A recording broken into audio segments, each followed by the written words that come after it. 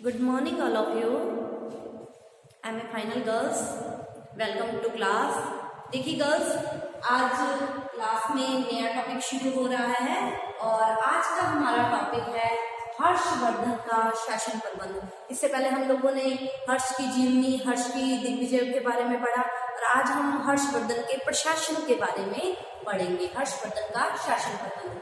तो देखिए, आप लोगों ने ये जाना कि हर्ष ने अपने दिग्विजय के द्वारा अपना एक विशाल साम्राज्य स्थापित किया, ठीक है, और अपने उस विशाल साम्राज्य को दृढ़ करने के लिए उसने अच्छी शासन व्यवस्था के सूत्र में पिरोने का अपने शासन को प्रयास किया। इसके लिए हर्ष ने गुप्तकालीन शासन व्यवस्था को आधार मानते हुए, गुप्तों की जो शासन व्यवस्था थी, इससे पहले जो हमने पढ़ी थी, गुप्तों की शासन व्यवस्था को आधार मानते हुए समय अनुसार उसने कुछ एक परिवर्तन करते हुए उसी के आधार पर ही अपने शासन प्रणाली का निर्माण किया, ठीक है। अतः हर्ष के प्रशासन का जो आधार था वो गुप्तों का शासन ही था।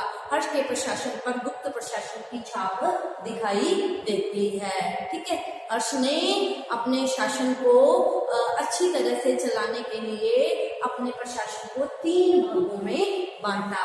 कौन कौन से 3 भाग थे? केंद्रीय प्रशासन, प्रांतीय प्रशासन और गांव का शासन। 3 भागों में विभक्त कर दिया। अब हम तीनों को स्टेप बाय स्टेप पढ़ेंगे। तो सबसे पहले हम बात करेंगे केंद्रीय शासन की, सेंट्रल गवर्नमेंट की, ठीक है, सेंट्रल गवर्नमेंट, ठीक है। तो देखिए, अगर हम केंद्रीय प्रशासन की बात करते हैं तो केंद्रीय प्रशासन का जो सर्वोच्च अधिकारी होता था या पूरे राज्य का जो सर्वोच्च पदाधिकारी था वो कौन था? राजा ही स्वयं राज्य का सर्वोच्च पदाधिकारी होता था। केंद्रीय शासन का प्रधान कौन? समस्त राज्य के समस्त शासन का प्रधान कौन था? राजा, राज्य का सर्वोच्च पदाधिकारी था और इसी के पास ही हर तरह के अधिकार निहित थे, ठीक है। और ये जो राजा होते थे ये परम भटनागर, महाराजाधिराज, परमेश्वर, एकाधिराज, परम देवता, चक्रवर्ती आदि की उपाधियां धारण करते थे, ठीक है। और राज्य की सर्वोच्च शक्ति, चाहे वो कानून निर्माण की है, चाहे वो कानून का पालन करवाने की है, चाहे वो कानून का उल्लंघन होने पर दंड देने की है, कहने का भाव है व्यवस्थापिका, कार्यपालिका और न्यायपालिका, तीनों शक्तियां राजा के हाथों में ही केंद्रित होती थी, ठीक है। और राज्य का सर्वोच्च अधिकारी होने के कारण शासन की हर कार्य में राजा भाग लेता था। चाहे वो बड़े बड़े अधिकारियों की नियुक्ति है, चाहे कोई आज्ञा पत्र निकालना है, चाहे कोई घोषणा पत्र निकालना है, ठीक है, और चाहे आय व्यय की देखभाल करना है, क्या आ रहा है, क्या जा रहा है, ठीक है, चाहे सैन्य अधिकारियों की नियुक्ति है, सेना का निरीक्षण है, ठीक है, या अपराधियों को दंड देने की अर्थात न्यायपालिका की जो शक्ति है समस्त राजा के हाथों में ही निहित होती थी। राजा ही राज्य का सर्वोच्च न्यायाधीश भी होता था, ठीक है। तो ये केंद्रीय प्रशासन का जो प्रधान था राजा अर्थात हर्षवर्धन की शक्तियां थी, ठीक है। अब देखिए, केंद्रीय शासन में तो राजा और दूसरे थे राजा की मंत्री परिषद। देखिए, राजा पर इतने सारे कार्यों का भार था तो शासन संचालन के कार्य में राजा को सहायता देने के लिए उसकी एक मंत्री परिषद होती थी, ठीक है। तो देखो, हम लोगों ने पढ़ा था कि चीनी यात्री हमेशा हर्षवर्धन के समय में भारत आया था और बाणभट्ट जो हर्ष का राजकवि था, उन दोनों के विवरण से हमें पता चलता है कि राज्य में मंत्री परिषद राज्य के कार्यों, शासन के कार्यों में राजा को सहायता देने के लिए होती थी, ठीक है। और इन मंत्रियों को क्या कहा जाता था?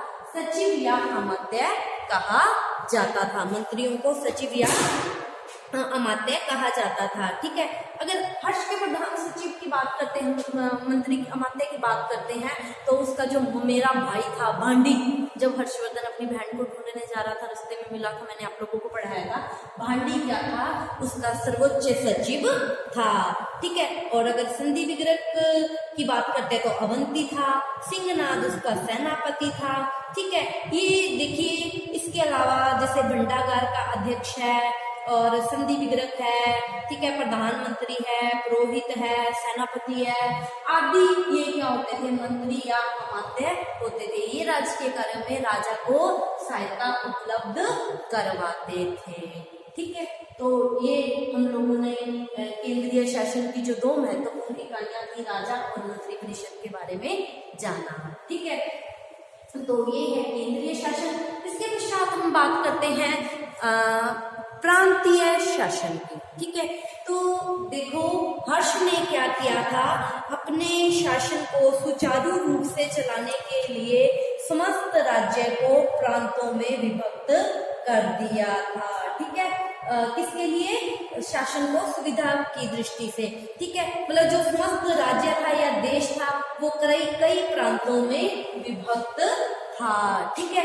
और ये जो प्रांत थे, इन्हें जैसे वर्तमान में हम लोग राज्य कहते थे, सेंट्रल गवर्नमेंट दिल्ली, ठीक है, वो मतलब पूरे भारत का शासन वहीं से संचालित होता है और शासन अच्छी तरह से चले इसलिए हमने राज्यों में बांट रखा है, ठीक है। इन्होंने समस्त राज्य को प्रांतों में बांट रखा था, ठीक है। और प्रांत वर्तमान में हम राज्य कह देते हैं और ये लोग प्रांत को क्या कहते थे उस समय?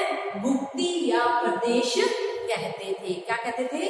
भुक्ति या प्रदेश कहा जाता था, ठीक है। और जो इन प्रांतों का जो शासन होता था वो जो प्रांतों का शासन चलाने वाले होते थे, शासक होते थे, उन्हें क्या कहा जाता था?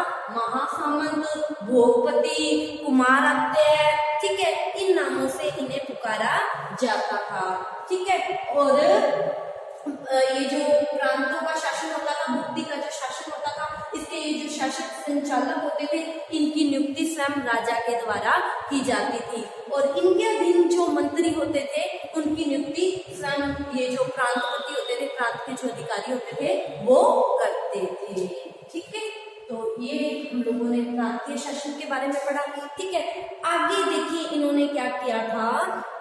जो प्रांत थे, प्रांतों का शासन अच्छी तरह से चले, प्रांतों के शासन को सुविधा की दृष्टि से इन्होंने अनेक विषयों में बांटा हुआ था, ठीक है। विषयों से मतलब है जिले, विषय मतलब जिले। जैसे हम राज्य है ना, केंद्र सरकार, केंद्र प्रांत, प्रांत मतलब राज्य, ठीक है। राज्य आगे किसमें बटे हुए? जिलों में। जैसे भारत में राजस्थान एक राज्य है और राजस्थान में गंगानगर क्या है? एक जिला है, ठीक है। उस समय वर्तमान में हम जिला कह देते हैं, उस समय जिलों को क्या कहा जाता था? विषय कहा जाता था। प्रांत जो है वो अनेक विषयों में बटा हुआ था, ठीक है। और विषय का जो अधिकारी होता था, शासक संचालक होता था, उसे क्या कहा जाता था? विषयपति कहा जाता था। और इस विषयपति की जो नियुक्ति है, इसकी नियुक्ति किसके द्वारा की जाती थी? प्रांतपति के द्वारा की जाती थी। क्यों? क्योंकि देखिए इसका हेड ये, इसका हेड ये, प्रांतपति के द्वारा विषयपति की नियुक्ति की जाती थी और फिर विषयपति अपने अधीन जो भी अधिकारी होते थे उनकी नियुक्ति करता था, ठीक है। अब हम बात करते हैं फिर जो आगे विषय थे, आगे विषयों को भी शासन में सुविधा की दृष्टि से अनेक पठकों में बांटा हुआ था। पठक कहने का भाव ये है, जैसे वर्तमान में हम गंगानगर जिला आगे कई तहसीलों में बटा हुआ ना, कई तहसीलें, जैसे पदमपुर तहसील है, सूरतगढ़ तहसील है, ठीक है। जिला तो गंगानगर ही लगता है। तो पठक से मतलब है तहसीलों से। विषय को मतलब जिलों को अनेक तहसीलों में बांटा हुआ था, ठीक है। तो इस तरह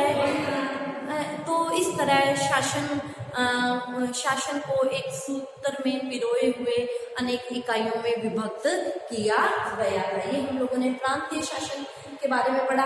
अब हम बात करेंगे आगे ग्राम शासन की। इसके बारे में हम कल की क्लास में चर्चा करेंगे। आज की क्लास के लिए इतना ही। Thank you all of you. देखिए हम लोगों ने हर्ष के प्रशासन के आधार को जाना, जो कि गुप्त प्रशासन था, उसके शासन का आधार, और शासन को किस तरह 3 भागों में बांटा हुआ था, केंद्रीय प्रशासन और प्रांतीय प्रशासन, फिर गांव प्रशासन, ठीक है। तो प्रांतीय प्रशासन में भी अनेक हिस्से हुए थे, ठीक है। तो कल की क्लास में हम ग्राम प्रशासन के बारे में पढ़ेंगे। आज की क्लास के लिए इतना। आप इसका स्क्रीनशॉट ले लीजिए। Thank you all of you.